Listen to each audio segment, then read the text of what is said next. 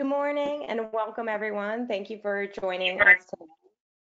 My name is Danielle Marchione and I manage the Center for Nonprofit Excellence, or CNE as we like to call it, here at Fairfield County's Community Foundation. Today's webinar is brought to you by both CNE and our co-sponsor, Near and Far Aid, in a joint effort to provide responsive curriculum during the COVID-19 crisis. This webinar will be recorded and will be available on FCCF's NPO resource page on our website. We are very fortunate today to have Pro Bono Partnership here to share their expertise. Pro Bono Partnership is an FCCF grantee and they have conducted workshops for us earlier this year. One CNE workshop was on effective boards and the other workshop was on mergers, both very important topics to nonprofits. Today, we will have a presentation on the Families First Coronavirus Response Act and Emergency Family and Medical Leave Act. Our featured speakers are Maurice Siegel, Pro Bono Partnerships New York and Fairfield County Program Director, and Jennifer Grodowski, Pro Bono Partnerships Senior Staff Attorney. Now I'm going to turn it over to Maurice to tell you a little more about Pro Bono Partnership. Thank you and good morning, everybody. It's Maurice Siegel, Director of the New York and Connecticut Program for Pro Bono Partnership, and with my colleague, who is the featured speaker today, Senior Staff Attorney Jennifer Grodowski, who is an employment attorney with the partnership. I'm just going to speak a little bit about Pro Bono Partnership. Hopefully many of you either are clients of ours or know about us, but I just want to tell you quickly about our services, and I'm going to turn it over to Jennifer to go into the substance of the presentation. Can you advance to the next slide? Pro Bono Partnership we're a 501c3 organization, like probably most, if not all of your organizations. And our mission is to provide free transactional legal services to nonprofits throughout the New York tri-state area. Our main office is in White Plains, and we serve nonprofits throughout the tri-state area in New York, exclusive of New York City. So we represent nonprofits throughout Fairfield County and all of Connecticut, in all the areas in New York, surrounding New York City, New Jersey, and Long Island. We help nonprofits that can't otherwise afford to pay for legal services without impeding your program. And we don't help your individual clients. We help with the legal needs of your groups themselves. Can you advance to the next slide, please?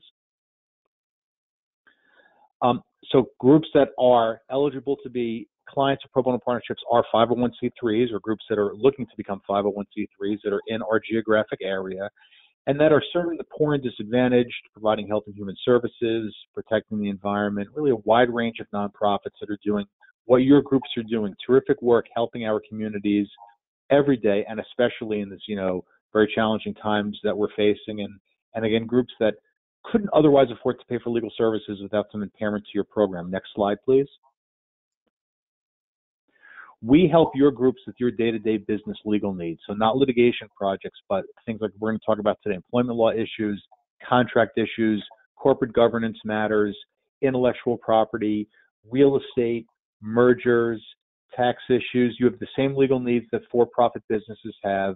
And our staff lawyers, Jennifer, myself, our colleagues, and our roster of thousands of volunteer lawyers in the community volunteer through us to help your nonprofits with your legal needs. If your organization is a client of the partnership, terrific. Please feel free to call us. If you're not, but you think you can use some free legal advice, please feel free to reach out to us at our website, probonopartner.org. There's a Request Services tab. You can fill out the application, then we will meet with you. These days it would be virtually, of course, and see if we can help your organization. We have been spending a lot of time, as you can imagine, the past 4 to 6 weeks on COVID-related issues. Jen especially has been particularly busy because there's so many employment law issues that have come up, but we help with non-COVID, day-to-day legal issues for nonprofits, and we're here to be a resource for you. We're thrilled to have a partnership with FCCF and to be doing this for FCCF and Near and Far Aid, and we thank you for hosting this presentation. And that's really it for the introduction. I'm going to turn it over to Jen to get into the substance of the talk. Great. Thanks so much, Maurice, and thanks, Danielle. Sure. Of course, thanks to Fairfield County's Community Foundation and the Near and Far Aid for having us here today. I hope everyone on the call is doing well, and we're happy that you're here to join us. So if you could please advance to the next slide. We forgot to say the disclaimer here, but I'll read it. The presentation shouldn't be construed as legal advice, nor does this presentation create an attorney-client relationship between you, your organization, me, or Maurice, or the Pro Bono Partnership. The content of this is for informational purposes only. I also want to stress that, as you know, things are moving so quickly right now. The material in this presentation is what we know up to now, and things may change in the future. So please just be aware that it's only as good as it as through April 6th. So next slide, please. All right. So I don't know about you, but with me, it feels like the last 6 weeks have been about 6 years. But in that time, the federal government has enacted a dizzying number of new laws to relate to COVID. Obviously, I'm sure plenty of you are aware of some of them related to business. But today we're going to talk about a couple laws related mostly to employees and paid sick time or paid time off. So the first one is called the Family First Coronavirus Response Act. So that's where we're going to start. Next slide, please. So in that act, there are a number of different provisions. Today, we're going to talk about two of them. The first being the emergency paid sick leave provisions. Next slide, please. So these new provisions provide emergency paid sick leave for COVID-19 related illnesses. The law went into effect on April 1st, and it will expire on December 31st. It applies to employers with 500 or fewer employees. Next slide, please. So this new act, at least this provision of the act, applies to all employees without regard to how long they've been employed. So if someone's been employed for 1 day, this provision is effective for them. It provides for 80 hours of paid sick time for full-time employees, which is defined as 40 or more hours, someone who works for 40 or more hours a week. And you can prorate that paid sick time based on, for part-time employees, based on an average of their part-time hours worked in the 6 months prior to taking leave. If somebody, for some reason, hasn't worked for 6 months, it's a relatively new employee, you should use the number of hours that they were expected to work as the number of hours you use to find their part-time entitlement. I do think that this is a little bit confusing, so I just wanted to clarify that you don't pay for 14 days or 10 days. It's really based on the hours. So it's 80 hours over the course of a 14-day period. So if you have an employee that usually works 40 hours a week, Monday through Friday, then they would essentially get 2 weeks or 10 working days of pay. But if you have an employee who works 50 hours a week, then they'd get 50 hours for the first week and 30 hours for the next week. So I just want to make, that's a little bit confusing, but that's how it works. Next slide, please. So there are 6 different reasons someone might qualify for this type of paid time off. First, the employee is subject to a federal, state, or local quarantine or isolation order related to COVID-19.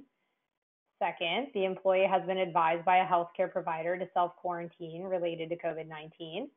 Third, an employee is experiencing symptoms of COVID-19 and seeking a medical diagnosis. Next slide, please.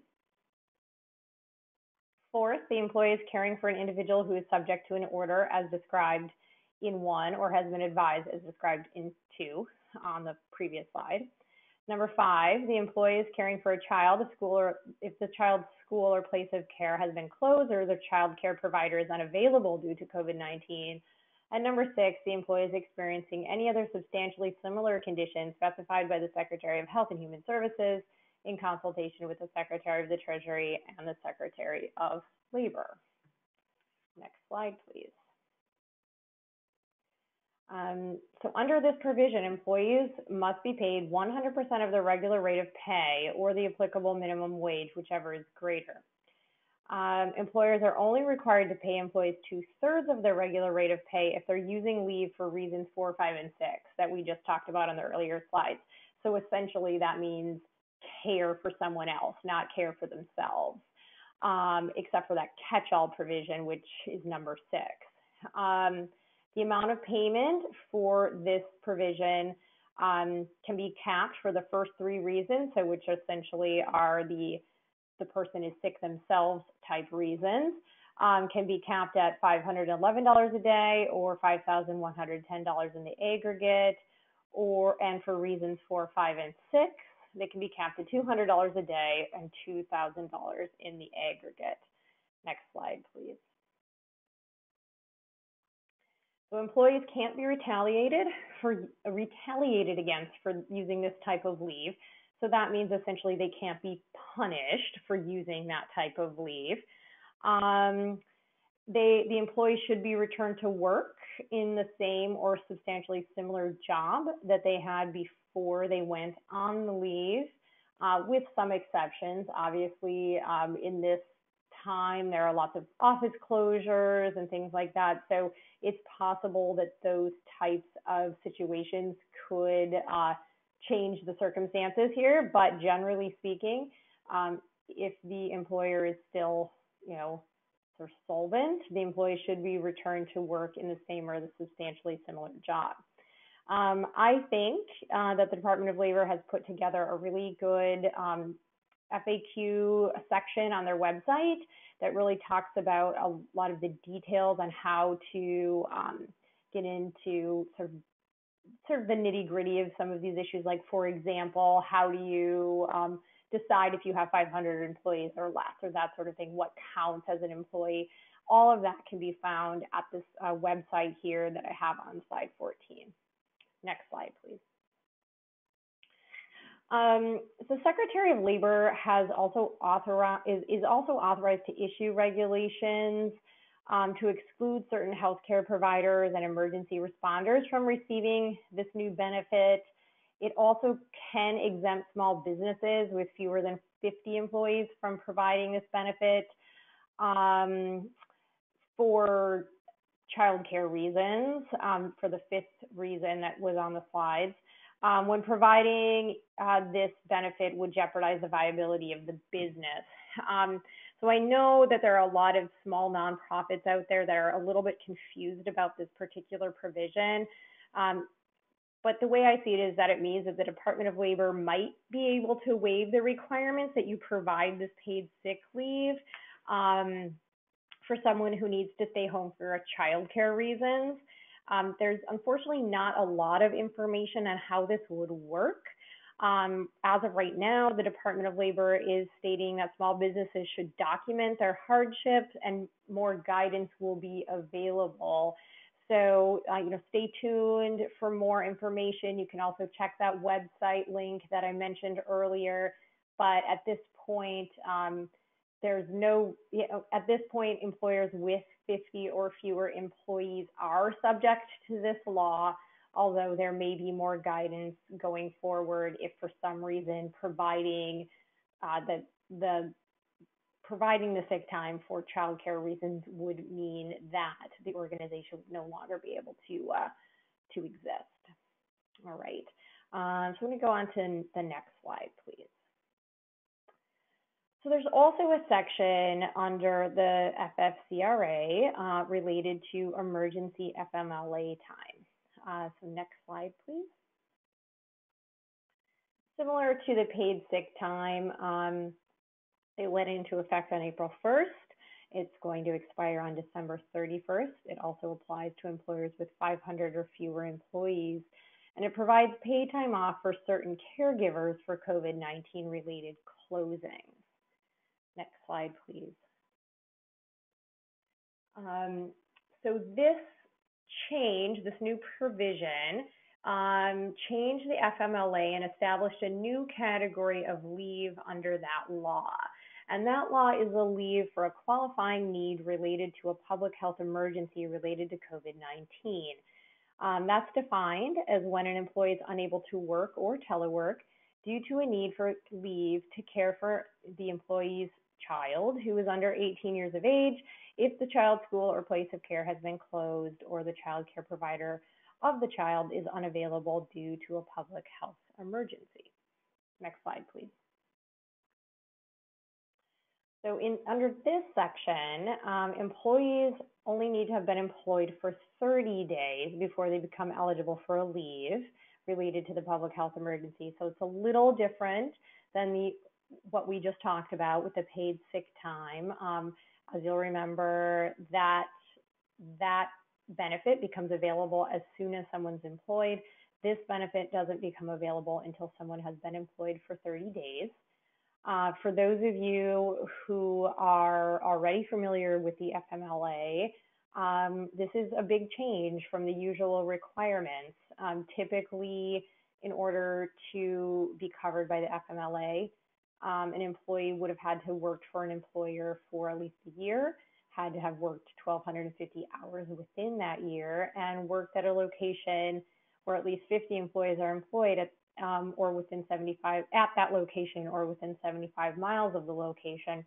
So this has definitely increased the number of organizations that are subject to this specific provision of the FMLA. Next slide, please. So under this new sort of emergency FMLA, the first 10 days of the leave are unpaid, though employees may elect to substitute any accrued vacation leave, personal leave, or medical or sick leave for unpaid leave. So in this particular situation, it's possible that someone could use the FFCRA paid leave that we just talked about to cover the first 10 days of this leave, for monetary purposes. So that's kind of what they were contemplating, that the first 10 days would likely be covered by the provisions that we just talked about of the FFCRA, the paid sick leave, and then this section would then kick in after the next 10 days. If for some reason the provisions of the FFCRA paid leave don't apply to someone who is using the emergency FMLA, then, like I said, they could use vacation, personal time, that sort of thing to cover their salary for those first 10 days. So after the initial 10 days of leave, the employer must pay the employee for up to 10 weeks of leave at a rate of no less than 2/3 of the employee's regular rate of pay. So again, unlike the earlier FFCRA provisions we just discussed, you don't have to pay 100% of their rate. It's 2/3, and that's also capped at $200 a day or $10,000 in the aggregate. Next slide, please. So employees of employers with 25 or more employees are subject to the same job protections regularly provided in the FMLA. So that essentially means that an employer will need to return the employee to the same job or a substantially similar job upon return from the leave. Employers with fewer than 25 employees are excluded from this requirement if the employee's job no longer exists due to an economic downturn caused by a public health emergency. The employer would be required to try to return the employee to work if circumstances improved during a defined one-year period. All right, next slide, please. I also just want to remind you that it's also, it's always possible that employees may also be eligible for benefits under already existing benefit schemes, like the regular provisions of FMLA, the Connecticut FMLA, the Connecticut paid sick leave law, and then of course any company policies related to time off. So I would just keep that in mind when you're trying to kind of figure out what the best way, all the different benefits that might apply to somebody who is seeking time off during this pandemic. And it may also be possible that even if they don't qualify for the new FFCRA leave provisions, that it's possible that they still might, qualify for any of the types of leaves that I have on this slide, or, possibly other leaves as well. So, for those of you who are kind of managing HR and benefits, there's a lot of different things that you're going to have to consider if somebody comes to you and says that they need some time off. All right, next slide, please. So there are some posting requirements related to these new laws. Next slide, please. The Department of Labor issued a new notice that all employers should post in their workplaces by April 1st. So hopefully many of you have already done this. Obviously, many workplaces are closed, so posting a notice doesn't make a lot of sense. So if you have employees who are working remotely, then you either need to email or use the regular U.S. Postal Service to mail them the notice. If you have an online portal that employees can access, general information about the workplace, you certainly can post it there. But if you don't have that, then you'll have to use email or direct mail. You can find the notice at the link that I had on slide 24. Next slide, please. So there are some tax credits related to the paid sick leave laws that I just went through. Next slide, please. I know I've been getting a lot of questions about, so how do we actually pay for this? This is going to be really difficult for us to, give leave time. We've not been subject to these types of leaves in the past. There are tax credits available for the use of this sick time. Eligible employers are entitled to receive a credit in the full amount of the qualified emergency sick leave wages and qualified emergency paid family leave wages, the applicable qualified health plan expenses, and the employer's share of Medicare tax paid for leave during the period beginning April 1st and ending on December 31st. So it is possible to receive a credit for the amount of money you use to pay wages for sick leave, as well as healthcare costs. Next slide, please. So the credit is allowed against the employer portion of the Social Security taxes on all wages and compensation paid to employees. If the amount of the credit exceeds the employer portion of these federal employment taxes, then the excess is treated as an overpayment and refunded. Tax credits are subject to the maximum stated on slides 12 and 19. So that essentially means those maximum daily rates that we discussed, that is where the tax credits can be capped. And healthcare costs are considered the amount an employer pays to provide and maintain a group health plan. So I have gotten a decent number of questions from our clients asking, well, we're nonprofits, we don't pay taxes. How is this going to work for us? But you should be paying Social Security taxes, so this should work just fine. I have also been asked, how does this actually work? And in terms of what do I need to do to get the tax credits. At this point, like a lot of things, it's not entirely clear. I would just suggest that you keep good records of, who's out on leave, what amount you're paying for those people, how much you're paying in healthcare for those people, so that when more guidance is available, you can apply for these tax credits. Next slide, please. There is, again, some good information on the IRS's webpage.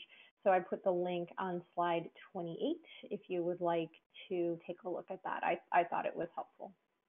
Next slide, please. So that sort of is the end of our discussion of the FFCRA. Next, I'm going to talk about a provision of the CARES Act, which is a different law that was passed in relation to COVID-19.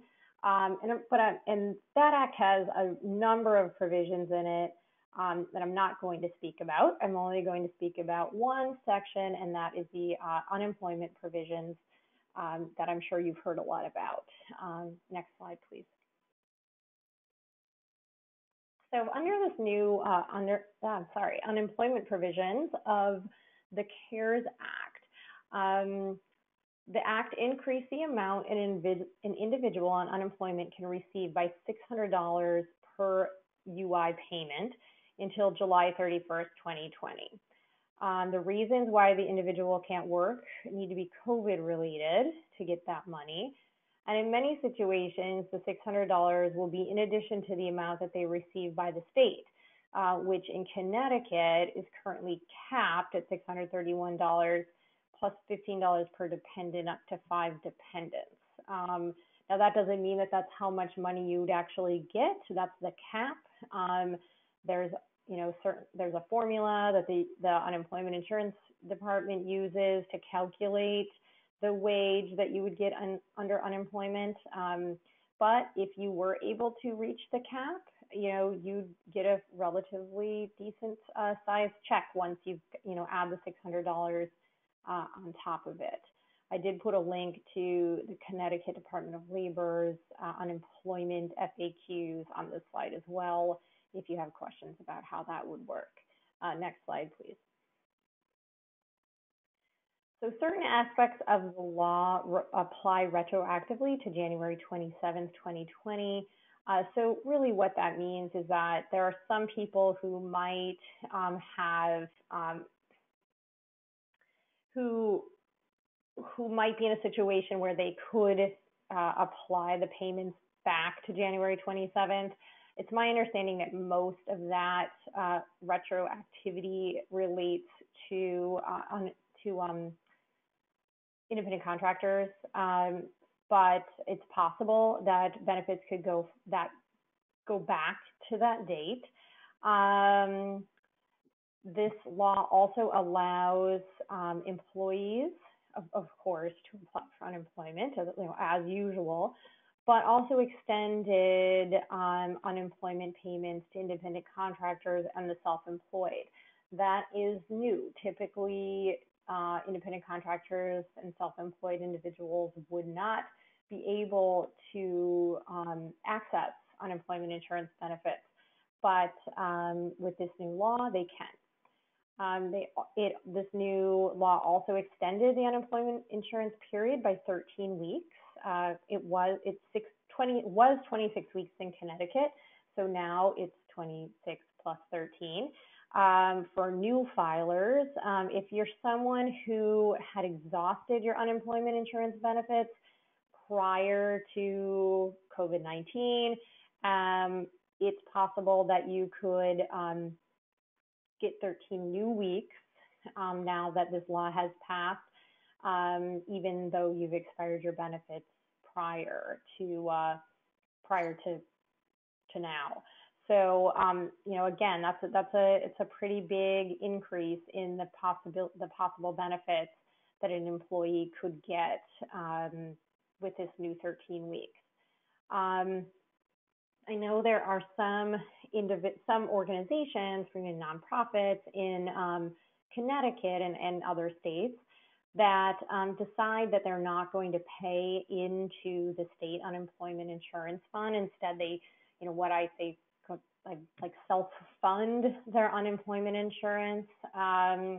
This means that, typically what would happen is if somebody filed for unemployment, the unemployment insurance division would determine whether or not they were eligible for the benefit. And if they were, then the unemployment insurance division would essentially bill the organization for the amount of money that they are, paying out in unemployment. Under the CARES Act, the federal government is going to cover up to 50% of the unemployment costs for self-funded nonprofits. So that essentially means that, you will be, if you're self-funded, you'd be responsible for half of the payments. I did a little research. It is not clear to me how that, how you will get that 50% from the federal government. I don't know if there's going to be a tax credit, if there's going to be a refund. I honestly, is unclear to me how that will work. So I would just recommend that you keep good documentation about the money that you're paying out for unemployment insurance. So that way, when there is more information on how to proceed, you'll have everything ready and available to take advantage of getting that 50%. Next slide, please. Under, the state unemployment departments have also been taking some actions to try to help people, during this difficult time. Connecticut specifically has waived the standard job search requirements for unemployment. As some of you may know, if you are and sort of typical times, if you apply for unemployment, you have to certify that you're actively looking for a job. And usually that means, you have to maybe submit resumes or indicate how many contacts you had or something like that, so that the unemployment insurance department can determine that you're actively searching and ready and willing to work. Under this, now during the pandemic, Connecticut has waived that requirement. You don't have to certify that you're actively looking for a job because right now it's very difficult to find one. It's not clear how long that will last. I assume it will last through the pandemic. But as of right now, that has been waived. The state will also consider applications from independent contractors and self-employed. Again, that's different than before. So that's new information. They'll also consider applications from people who have had their hours reduced because of COVID-19. In the past, it wasn't necessarily, you didn't always get unemployment if your hours were reduced. Again, I can't promise that you will under this new scheme, but it's certainly, they're going to be more flexible about that as well. Next slide, please. All right, so we, that's sort of everything that I wanted to cover about the sick leave. I know that there have also been some questions about what to do with employees and sort of what's the difference between a furlough and a reduction in force. So I'm going to talk about both of them at a high level. The first that I'll discuss is furlough. So next slide, please. So what is a furlough? So it's essentially a temporary leave of absence or a shutdown or a closure of a workplace that results in a temporary job loss. Typically, it's due to some sort of economic condition. Sometimes it can be related to the loss of a specific contract or specific work or something like that within an organization. But essentially, it's when, for some reason, like I said, typically some sort of economic downturn, the services of a specific employees or a group of employees are no longer needed. But as you'll see in the second bullet point, there is some expectation of a return to work. So there's some expectation that something will change and the economic downturn or economic conditions that cause the furlough will end, and then you'll want the workforce to come back. So that's, sort of one aspect of it that's sort of generally important to keep in mind. Obviously, in this specific situation, there are lots of employers who are hoping that once sort of the worst of COVID-19 is over and the economy starts coming back, that they can reopen their businesses at the same level as they were before. So a lot of people have been furloughing employees because they expect that people are going to return to work at some point. Employees don't work during a furlough. They do not work any hours during a furlough, and they're also not paid during a furlough. They're eligible for unemployment benefits. I will point out that I wrote here Form A-12.3. That is not the right form in Connecticut. I apologize. That is the New York form. The Connecticut form is, I believe it's Connecticut 61, I think it's CT 61, but I can send that out to Danielle and have her send that out. But essentially there is a form that you should send to all of your employees who are furloughed or terminated, letting them know that they're eligible for unemployment benefits. And it's a specific form that the state has issued. As I said, I'll send out the name of it. You could also Google it. I'm sure it would be the first thing that popped up. Employees can remain on employer health care plans during furloughs. A lot of insurers have relaxed their eligibility requirements during the pandemic, and so now it is possible for you to do that. It's not required. However, I know a lot of organizations are trying to do their best to help out their employees, and this might be one way they could do that. And furloughs most likely don't trigger the WARN Act. The WARN Act is a federal law as well as a state law. Some states have it as well. That requires notice of a large termination event, like a plant closure, an office closure, or at least federally, when you let go at least 100 or more people. So I'm sorry. Yeah. So it's if you're going to do furloughs, it's most likely that you would not trigger WARN because you're not, the expectation is that these people are going to come back to work. Now, it is possible, of course, that you could furlough furlough some employees, and the economic conditions that set the furlough into effect don't ever change, and they remain, and you get to a point where you are no longer able to keep the furloughed employees on, and you decide to terminate them. That might then trigger WARN requirements, but without that coming into effect, it seems most likely that WARN would not be triggered.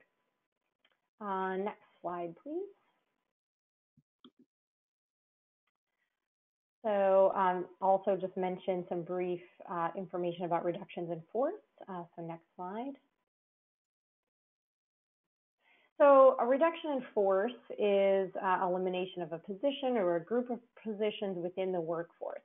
And so, this is sort of your classic, I would suppose, layoff situation where, you've decided that you can no longer keep certain positions, and the person who holds that position or positions is eliminated from the workforce.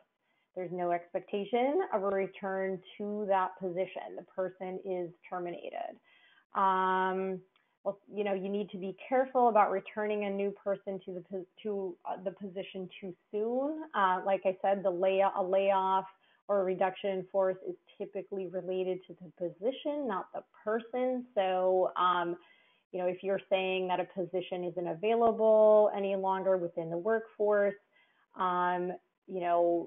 for at least a certain period of time, likely that would make sense to not fill that position. But of course, you would need to, speak with legal counsel about the best way to bring people back on if you do go through a reduction in force and then you want to rehire for a certain position. Sometimes reductions in force can be a severance event. I know most nonprofits don't have specific severance plans. However, if you do, a reduction in force might trigger that. sometimes nonprofits will also offer severance payments, which are essentially payments at the end of, the time that you work with someone.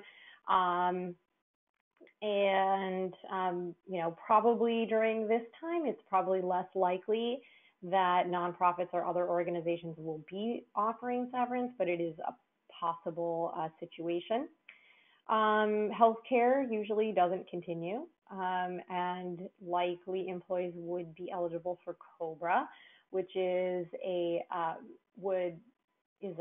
law that allows for employees who have, a specific event like a loss of a job, severe reduction in hours or something like that, to become eligible to remain on an employer's health care plan, but that individual, ex-employee would have to continue to make the payments. So likely people would be eligible for COBRA after a reduction in force. Employees are also likely for eligible for unemployment, and reductions in force could possibly trigger the WARN Act that I just discussed. I believe that's it.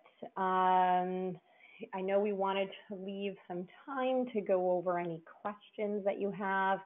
I don't know if anyone has any questions at this point. Jennifer, it's Maurice. There are some questions, and I can tell you they're in the chat, so I can tell you what they are. Okay. First one is, will this affect our UI rate in the future? At this point, it's my understanding that it won't, but I don't quote me on that. But I think I've heard sort of through the grapevine that it won't. I guess only else. Okay. Next question. What are the additional best sources, if we know this, what are the additional best sources for more of the broader information about these programs? I think the Department of Labor has done a really good job of putting up information about the paid sick time. So if you want to take a look at their FAQs, I have the link in the slides. I think they've done an excellent job. They have sort of a general page that has some summaries of law, and then they have the FAQ page, and I believe the FAQs are somewhere up to almost 100 at this point. So pretty much, if you're willing to spend the time, I have a feeling you'll be able to find the answer to your question somewhere in those FAQs. As it relates to employment, states have really, states usually are Connecticut unemployment page that the state has put up. They've done a nice job. They do also have some good resources and FAQs. Again, you do have to sort through them a little bit, but they have good information about unemployment. And then in terms of furloughs and layoffs, it's a little bit more difficult to find sort of a, one-stop place for information on that. Certainly there are lots of law firms that have been putting out information on the difference between, particularly regarding furloughs. So you might be able to find some information on, if you work with a law firm or if you know of law firms that do employment work, you might be able to find information on their pages. Okay. That answer, it will also help address the following question, more general. Can people reach out to PVP, to the partnership, if they have questions on these programs, and what's the most practical place for nonprofits to turn to responses for specific questions? Yeah, I mean, if your organization is a client of Pro Bono Partnership, we can reach out to us. If your organization isn't a client of Pro Bono Partnership currently, as Maurice said at the beginning, we have, you can apply to become a client, and we'll review that application, and the application questions are on our website, which is probonopartner.org. There are also some other, nonprofit kind of, larger organizations. I'm sure Fairfield County Community Center or near FFCRA could also point you in direction for sort of local resources. Okay. Another question, what documentation is needed from employees to qualify for FFCRA and EFMLA? That's a good question. At this point, there's a few different things that the Department of Labor said might qualify. Obviously, a doctor's note. If someone has been diagnosed with COVID-19 and they are able to get tested and get a doctor's note, then that would certainly be something you could look for. Or a doctor's note saying something else, related to COVID-19. They need to stay home, have been exposed or something like that. That's possible. Then, other than that, the Department of Labor has said that, just it's possible that even just like basic information from the employee might be sufficient, to cover some of this. So, for example, just being told that, they have symptoms, because a lot of people aren't able to get tests right now and have just been told to go home and self-quarantine. Of course, if they have a quarantine order that, from a state health department or local health department, that would certainly qualify.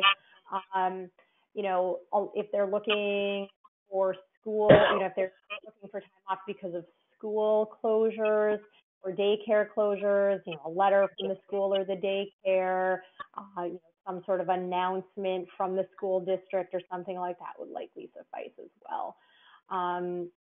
I think I would just try to keep as much of, documentation and information that you have. I also would just, I also have to have flexible and maybe a little bit more flexible than you typically would with the documentation as well, just because there are so many people who aren't, able to go see doctors. Okay. Can employees take the 10 weeks available to them on EFMLA intermittently? Yes, they can.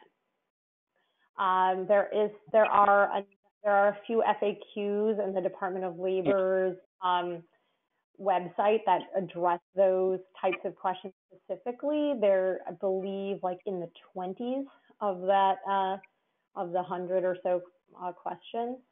So I would check that out. But yes, you can. Okay. If I furloughed employees prior to April 1st, can they be eligible for the FFCRA and EFMLA?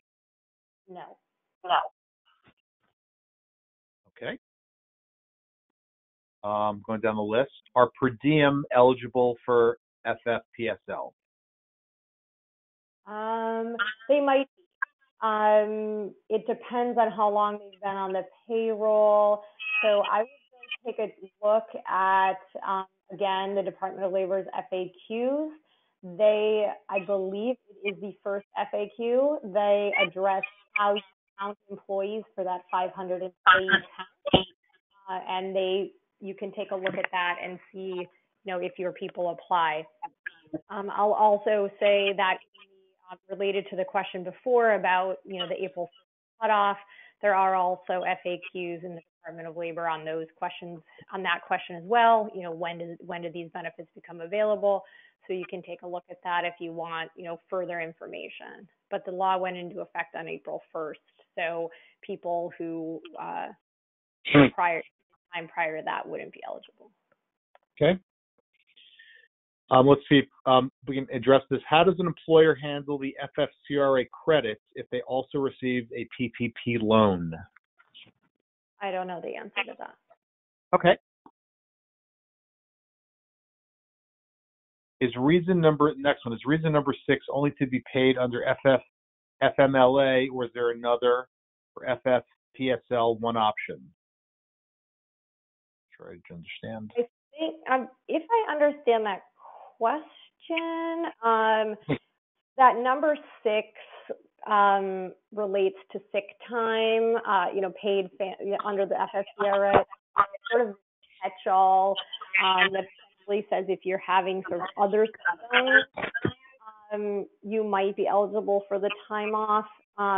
It would only apply to the paid sick leave time, the 80 hours. Emergency FMLA only applies to school or daycare, child care closures. Okay, couple more. If we feel we are exempt from the FFCRA, are we required to post the federal notice? Not sure why you would feel that you were exempt from it. I mean, unless you employ more than 500 people. But certainly if it doesn't apply to your entire workforce, you likely don't need to post it. But if there's people who it applies to, you would. Okay, couple more. Might we have any additional guidance for the documentation required for the FFCRA?